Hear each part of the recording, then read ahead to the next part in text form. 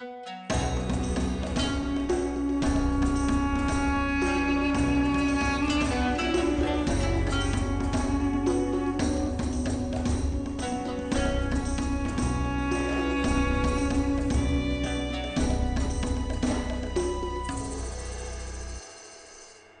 gamers, this is Liz Davidson from Beyond Solitaire, and today I'm recording just a quick preview of I Made You a Mixtape, designed by Mike Delisio and Dan Hughes.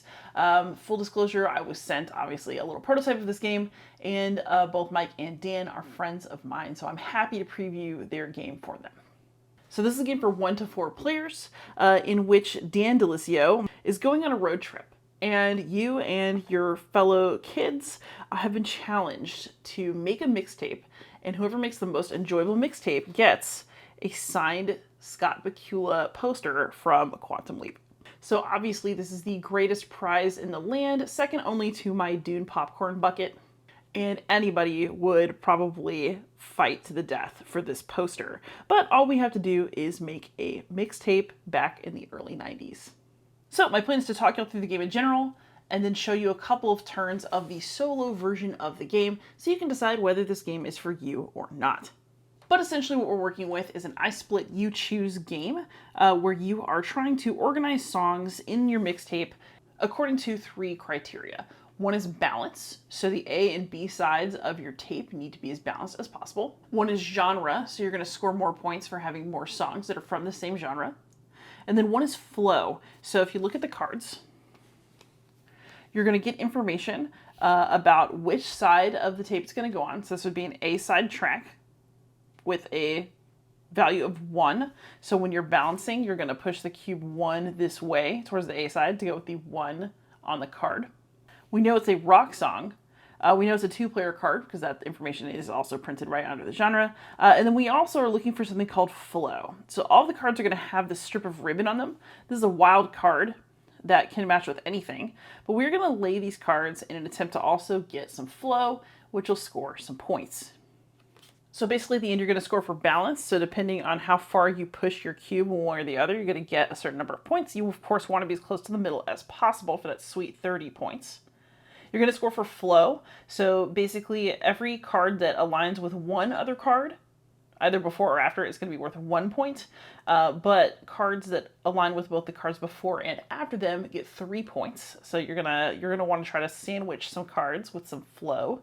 And then you're also going to get an increasing number of points for having more tracks that are in a single genre.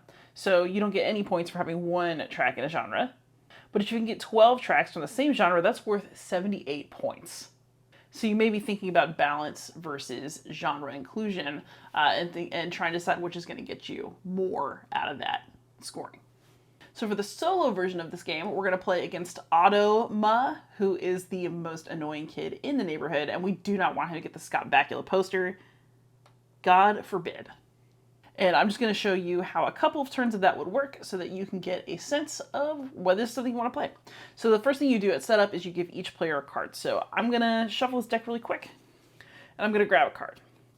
So this one's for me. I get some Pour Some Sugar on Me on the A side. I feel like that's a pretty good start. And then Otto is going to get Super Freak, also A side, and an R&B track. So he's going to adjust 3 to the left towards the A side, and I'm only going to move 1. And so that's where we are kind of in our starting position. Now what's going to happen is I'm going to remove 4 cards from this deck. These are all the 2-player cards, by the way. This is the 3- and 4-player cards, which will play a role in solo, and I'll show you how it works. But these cards will leave the game, and we will never know what was on them. No. Could have been something so good. And then I'll be the active player first. After me, Otto will get to go first. So when I'm the active player, what's going to happen is I'm just going to deal out 3 cards from this deck, 2 face up, 1 face down, to kind of mimic an I Split, You Choose, and give it a little mystery for me.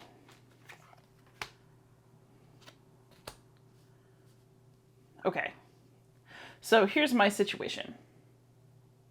I can either take 1 card, or I can take 2 cards, but one of them has to be the face down card. So if I take 1 card, it could be any of these.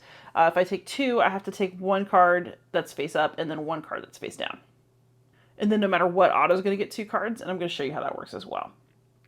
Okay, so You know, I've got a little bit going on the A side. This is a wild card, which means it's going to flow with whatever comes next, so maybe I'd like to grab it. And Linger has no flow. So maybe, I think, let's just go ahead and take these two and see what I did to myself. So we're going to, of course, put Oh Carolina right here on the B side. It's going to put 3 to the right, back towards that B side. And then, ooh, this actually worked out pretty good. I've got some flow. I picked up Jesse's Girl. Ooh, and we're going to go back to the right, back to the left by 3.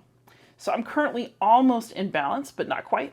But that's actually pretty good. So I've got a little flow. I've got some guaranteed flow on this side. I've got 2 rock tracks. I like how this is starting. Then what's going to happen is this card's going to go over to Otto. So he gets some flow too, which maybe I should have thought about. So we'll just take that as a lesson. I'm just teaching you how to play the game. Haha. And then he's going to get 1 more card off of the 3 to 4 player deck. So we'll draw this. Oh man. So Otto also got another flow here. That's a lot of points for Otto. Bring the pain. Otto might bring the pain, but he's really out of balance right now, which is also possibly kind of good for me, because he's going to have to fight harder to get back into a good shape. Although, of course, anything could change depending on the cards that I pick up. So I'm going to kind of squinch these up together because I know they have flow. I'm good with that. One thing you should know is that you cannot cheat. Like, you can't just put something off of the column in order to make it look like it has flow. It has to actually flow. But Otto's got good flow. Not so much me. Now let's do an Otto turn. And then actually that really ought to give you a good sense of the game. So Otto's going to draw 3 cards off this deck, and they're going to be face up. More rock. I'm happy with that. Okay.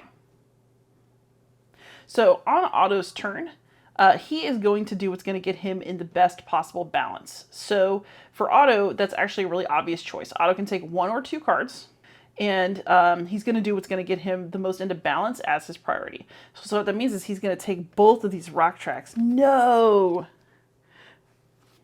And he's going to put them in the way that has the best flow.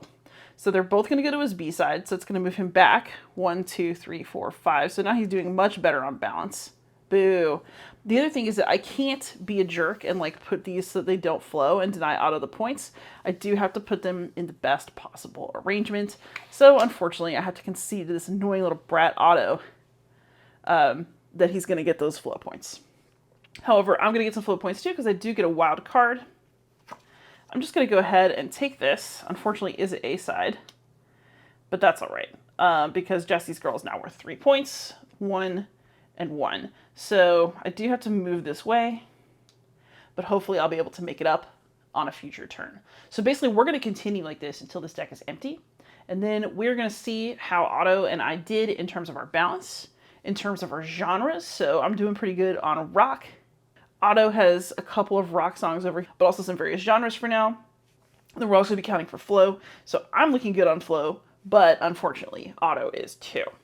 And that's I Made You a Mixtape. This is a simple game. It's got a really nice retro feel. It refers to all the songs that I think belong on a mixtape myself. And, you know, I know that games have sometimes goals like world domination or trying to have the best farm or trying to make the most money, but is any of that really more valuable than your older brother's autographed Scott Bakula poster? I don't think so. So that is my preview of I Made You a Mixtape. I'm super happy to see that Mike and Dan have come out with a game. I'm really, really happy for them. And once the crowdfunding is live, I'll be putting a link in the show notes so that you can go and check it out. Thank you so much for watching. Please like, subscribe, comment, support me on Patreon if you want to help me pay for all my subscriptions. And most of all, happy gaming.